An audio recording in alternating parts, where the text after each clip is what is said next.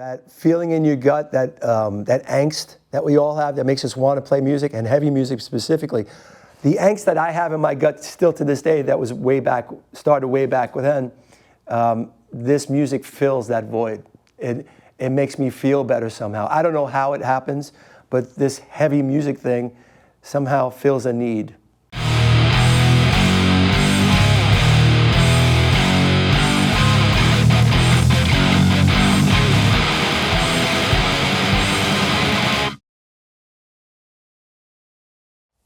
I grew up in the Bronx, New York. My heroes, my father figures, were musicians, for that matter. And Kiss were big heroes to me. They were like superheroes to me, like comic book heroes, something I could look up to and say, I want to do that. Charlie Benanti, drummer of Anthrax, we're related. We grew up in the same house. We would jam. We would jam all the time. I would be playing guitar, and he'd be playing, he's a really good guitar player also. So we'd be playing, and he says, you're playing the bass parts on the guitar. I automatically hear bass first before a riff. It's just I don't know why, but I was playing the bass parts. He goes, you should switch. And I did, and then locked in. And immediately, it was like, this is what I'm made to do. This is for me. Obviously, my top three, Geddy Lee, Geezer Butler, Steve Harris. Really, I mean, Gene Simmons, it's a lot, but those are my top three for playing every day. The early days of Anthrax, remember, I was a tech. People don't know that out there. I was a tech before I got in the band Anthrax. Before the first record came out, I was a horrible tech. I could barely change a string, but I was a friend that could help them lift gear. My first show is on YouTube. I found this. Somebody sent this link to me. My first show in Anthrax was L'Amour's, Brooklyn, with I think it was a Jackson Explorer bass. My mother gave me the money, rest her soul. She gave me the money for this bass because I couldn't afford it. I had almost half, something like that, and she gave me the rest of the money. I couldn't, and to play this gig. I was both, in my face you could see I'm shitting in my pants at the same time because this is my first show, and I'm excited as hell. You could see both of them in my face. I was following, back in those days we had choreography, right? Some of the songs, I was new in the band, right? So I remember I had to get my place, and when we do that stuff, and the headbanging, all that, there's certain parts where you headbang for. A lot of fun to watch, but great memories. That L'Amour show, great, crowded, great, nuts. It was nuts, but shitting in my pants. The Anthrax being the New York band from the Big Four, right? Let's take that for a second. You can only be who you are. Scott and I would CBGBs on every Sunday for matinees.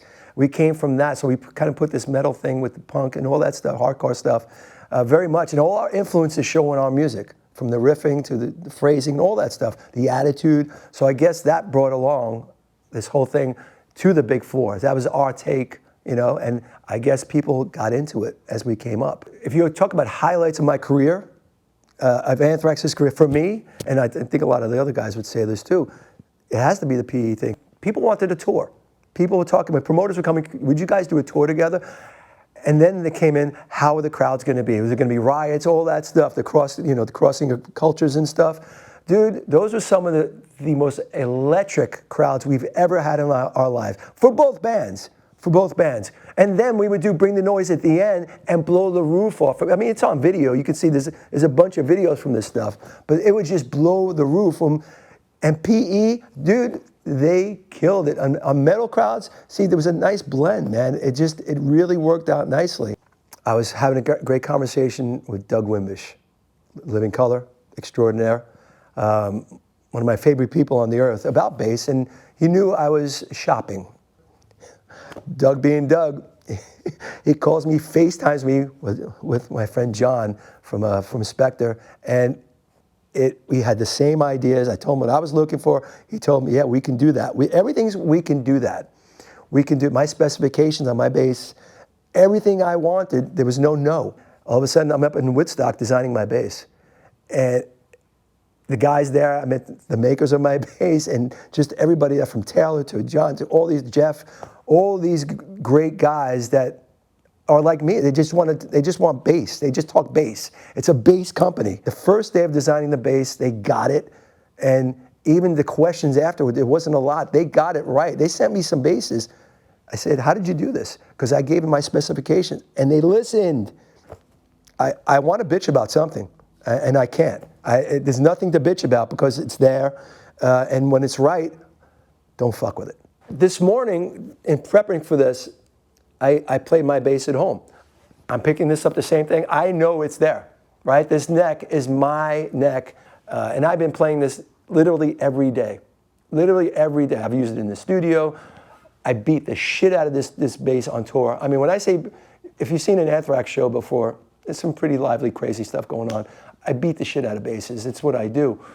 I think it's important that somebody can come off the stage and not be out of tune. Spector, and this isn't a fucking ad, Spector is quality. And they're keeping that name going, and that means a lot. It means, because I'm not putting my name on a piece of shit. It doesn't make sense. I'm still that kid that is looking up to my heroes, and if somebody says that I'm a hero of them, thank you first. And if you're buying this bass because of me, I want to make sure this bass is exactly what it should be. That's what keeps me going. It keeps me going is for the next riff, for the next great song, because where is that coming from? Somebody's got to do it. I want to be part of that. Where's the next great bass riff? I want to try. If it doesn't come from me, great. Somebody's got to try and do it, right? Because I got lucky. I was inspired by this when I was down. My dad took off. I need something to look up to. Music does that for me. And if I can do that, if I can make one person feel the way that my heroes made me feel, then I've done my job. If I'm here, I want to inspire and pass the torch, because it's been very cool for me. So if people can get in the same zone I was in growing up, if they're having a hard time growing up and there's a lot of distractions, if this can get them on their path to music, fucking, we all win.